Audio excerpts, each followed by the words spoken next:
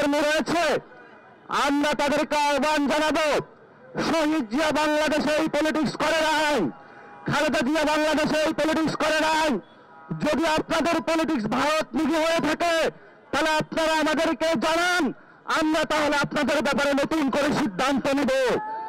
আমরা এখনো বিশ্বাস করি বাংলাদেশে শহীদ জিয়ার সৈনিকেরা, খালেদা জিয়ার সৈনিকেরা যারা রয়েছেন তারা গৃহবরে প্রত্যাখ্যান করবেন মির্জা ফখরুলের এই বিবৃতি।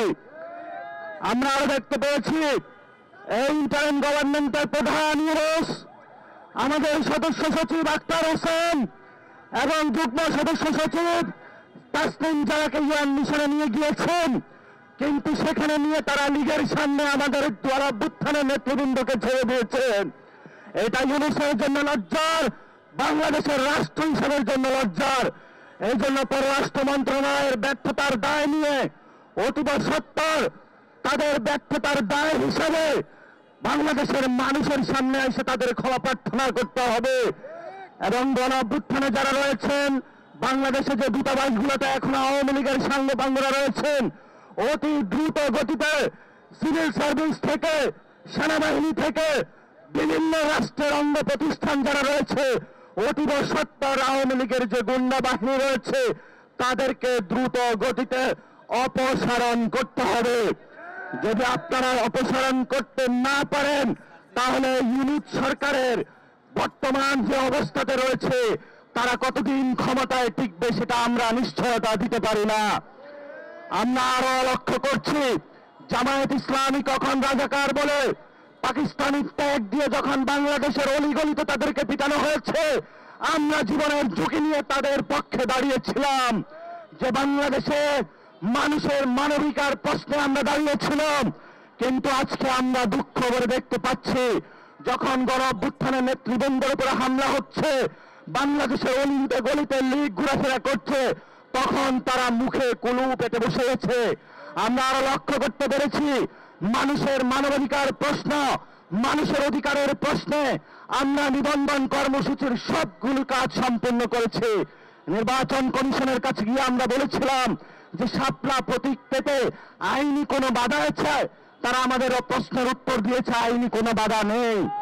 কিন্তু কেন প্রতীক পাবো না সেই প্রশ্নে তারাও মুখে কুলিয়ে পেটেছে। এজন্য আমরা বলি সর্ব জায়গায় ষড়যন্ত্রের গন্ধ পাচ্ছি।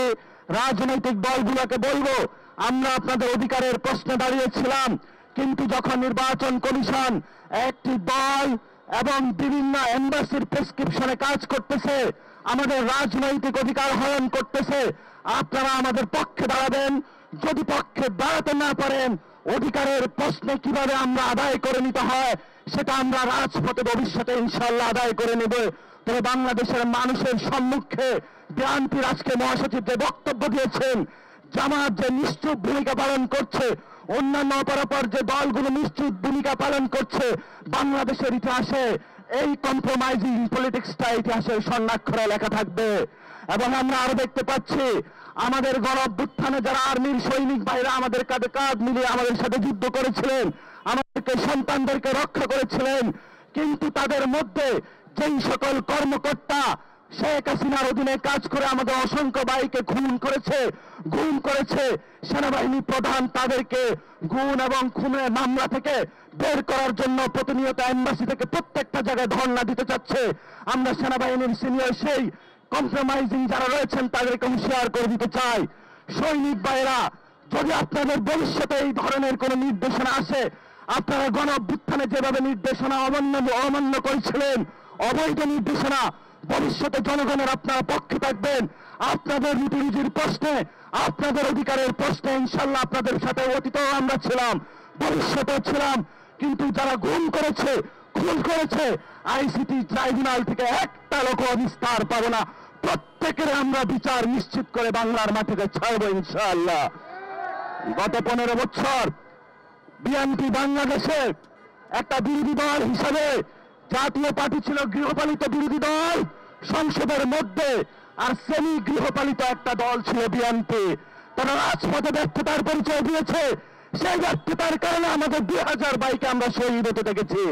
বিএনপিকে হুঁশে ফিরতে আসতে আমরা আহ্বান জানাচ্ছি, ভারতের পক্ষে যাবেন না। বর্তমানে জাতীয় পার্টি আওয়ামী লীগ, বিএনপি, আর্মির কতিপয় কর্মকর্তা বিভিন্ন এম্বাসির যোগ সাজে এবং ইন্ডিয়ান এম্বাসি এক অক্ষ শক্তিতে তারা অবস্থান করছে। তারা যতই শক্তিশালী হোক না কেন, বাংলাদেশের 18 কোটি মানুষ, আপনারা আমাদের সাথে যতই কলা দেখানোর চেষ্টা করুন না কেন, আমরা কখনো ভারতের কোলে যাব না, যাব না, যাব না। আমাদের রক্তবিন্দু থাকতে আমরা এই ভারতের যে ফেসিবাদী ব্যবস্থা রয়েছে সেটার বিরুদ্ধে লড়ে গিয়েছি। প্রয়োজনে আবার মাঠে নামবো, রক্ত দেব। বাংলাদেশের মানুষের অধিকারের প্রশ্নে আমরা কোনো ছাড় দেব না।